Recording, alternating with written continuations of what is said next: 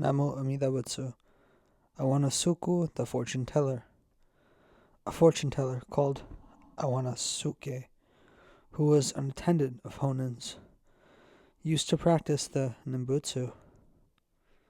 One day Honen called attention to this man's manner of doing it and asked his disciples, Shokobo, which do you think is the better? Awanasuke's way of saying it, or Genku's?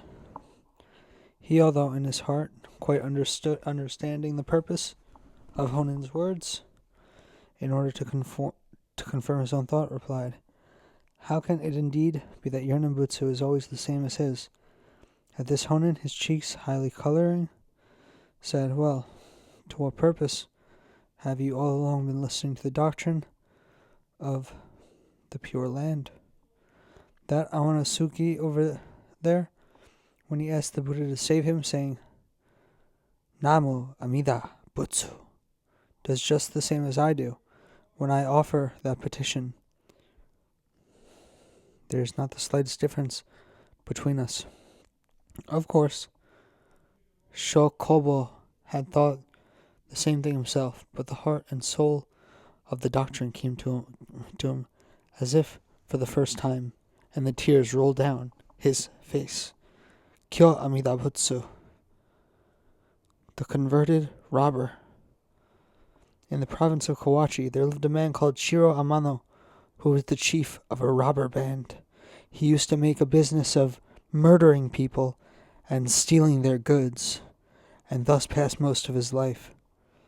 But after he had grown old, he came under Honen's influence and gave himself up to the religious life, being called by the name of Kyo Amida-butsu. After this, he went to Honen and received instruction from him. Once in the middle of the night, he thought Honen was wide awake, all by himself, calling upon the sacred name. Kyo Amida-butsu coughed a little, and Honen soon went to bed. From that time on, Honen seemed to be sleeping all through the night until the dawn. Kyo Amida-butsu thought it very strange, and yet he did not go so far as to call Honen and ask him about it. But somewhat later he went again and found Honen in the chapel of the temple. He went up as far as the bare floor in front of the mats and said to Honen, I have no relatives in the city, so it will be hard for me to stay here much longer. I have a friend living in Kawamura in the province of Sagami, and I am intending to go and ask him to let me stay with him. As I am already an old man, it will be hard for me to come and see you again. Of course, I am only an ignorant fellow, and so even though I was to be told all the deepest doctrines of the law, it would be of little use to me, for I cannot understand them. I should like just one word from you as to what one ought to do to make sure of his birth into the Pure Land, and I shall try to remember it all my life. Honen on the meaning of a sincere heart. Then Honen spoke as follows. First of all, take note that there is nothing so extremely profound in the ninbutsu at all. The only thing is to know that everyone who calls upon the sacred name is certain to be born into the Pure Land, no matter how learned a scholar may be. He has no right to make out that there are things in our sect which do not belong to it. Do not, by a great effort of your mind, try to make yourself think that there is something so very subtle in the doctrine as the calling upon the sacred name is such an easy religious exercise. There are many who practice it, but the reason why so few actually attain Ojo is that they are ignorant of this old well-known truth of the certainty of such birth to all who believe. Last month, when you and I were here alone together, in the middle of the night, I got up and was practicing the ninbutsu. Did you hear me? Kyo Amida-butsu replied, I thought the sound of your voice in prayer struck my ears in my sleep. At this, Honen went on to say, This is the very ninbutsu that assuredly brings Ojo. The ninbutsu of a hypocrite, or of one practicing it for show, does not lead to the Pure Land. The one who wants to make sure of it must not practice it for show, but with a sincere heart. A man does not act for show in the presence of little children or animals, but only before his friends and companions, or the members of his household who are always with him, his wife and children. If indeed the latter are old enough to know the difference between the East and West,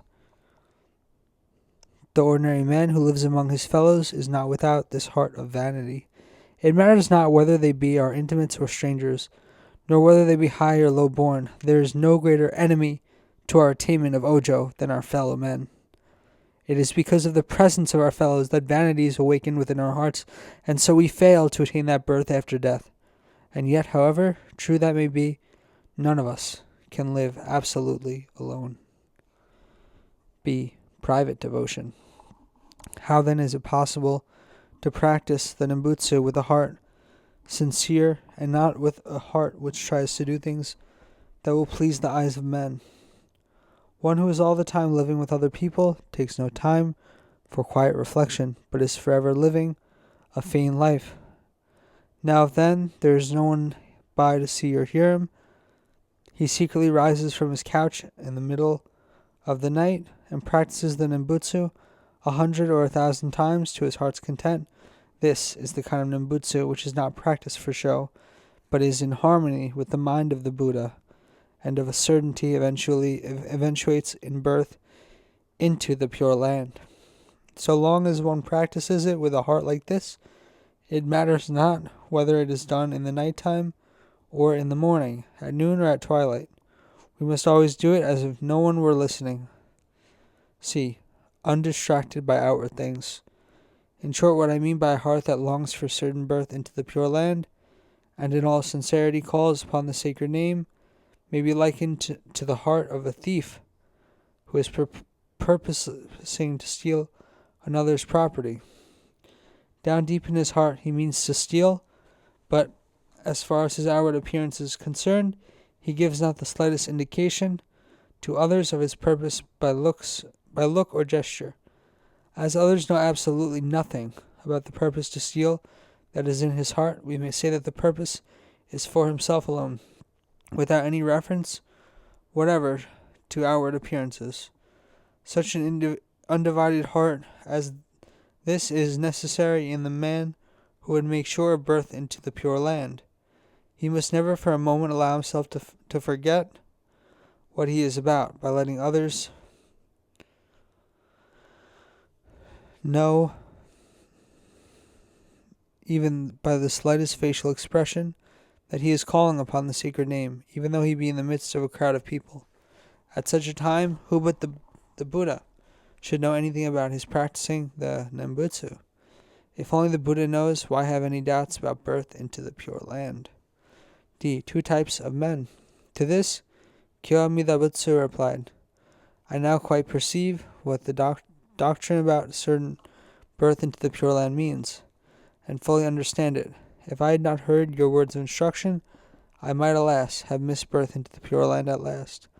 But it seems to me from what you have said that it is wrong to tell the beads of the rosary or to move one's lips in prayer before men. Isn't this so? Then Honen said, No, you're mistaken on this point. The most important thing is to continue the practice of the Nembutsu without ceasing. That is why it is said you must always continually keep your mind on this one thing. To illustrate what I mean, we may say that there are two kinds of men in the world, the brave and the timid, though outwardly they all seem the same. The timid man, even when there is nothing at all to be troubled about, is frightened at the slightest appearance of anger in another man, and runs away and hides himself. The brave man, even when a fierce enemy appears, who really endangers his life, and he might by himself be running away and hiding, is not the least afraid, and does not shrink from him an inch. E. The true and the false. In the same way there are the two kinds of men, the true and the false. With the false-hearted it is natural to feign, and even when for their own sake the thing is so small that there is not the least need for it, they are sure to practice some deception. But on the other hand, the true-hearted, who speak no false word, even when it might be to their advantage to do a little feigning, take no thought for their own personal gain, but are true to the core and feign not in the slightest degree. This is indeed their inborn disposition. Now if such true-hearted people desire birth into the Pure Land, and devote themselves to the Nembutsu, it matters not where they are, or in whose presence they practice it. Seeing that they do not feign in the least, their calling upon the sacred name is genuine and sincere, and is sure to issue in birth into the Pure Land. Why then should it be prohibited? Then again, even in the case also of a man who is false-hearted by nature, and does a few things insincerely, so as to appear well in the eyes of the world, if he comes in contact with a pious priest, and has a believing heart awakened in him, so that he forms a profound purpose to attain birth into the Pure Land, he makes up his mind to keep on repeating the sacred name without ceasing, and it does not matter where he is, or in the presence of what people, he just goes on repeating it with an undiverted mind and with all earnestness. This is a case of downright genuine Nembutsu, and such a man is sure of birth into the Pure Land. There is no need at all of forbidding him to practice the Nembutsu before others, if he does it in this way. What I have now said has reference to that one of the three mental states, the absence of any of which will, as Endo has said, prevent one's being born into the Pure Land. I mean a sincere heart, which is so particularly hard to have awakened within men, and there is the only reason why I have spoken as I have, so as to awaken it in you. This being the case, how could I indeed exhort you not to keep up the practice of the Nembutsu even at ordinary times from day to day? F. How and when to practice the Nembutsu? Then Amida-butsu asked him again, when one practices the Nembutsu at night, as you were saying, should he always get up out of bed and do it? And should he always have his rosary and sacred scarf on? To this, Honen replied, the Nembutsu may be practiced whether one is walking, standing, sitting, or lying, and so it may be left with everyone, according to circumstances, to do it either reclining or sitting, or in any way he chooses. And as to holding the rosary or putting it on the sacred scarf, this too must be decided according to circumstances. The main point is not the outward manner at all, but the fixing of one's mind on the one thing, firmly determining to have ojo, and with all seriousness to call upon the sacred name. This is the all-important thing. At this, Amida-butsu fairly danced for joy, and put his hands together in worship as he went away. G. The robber's ojo.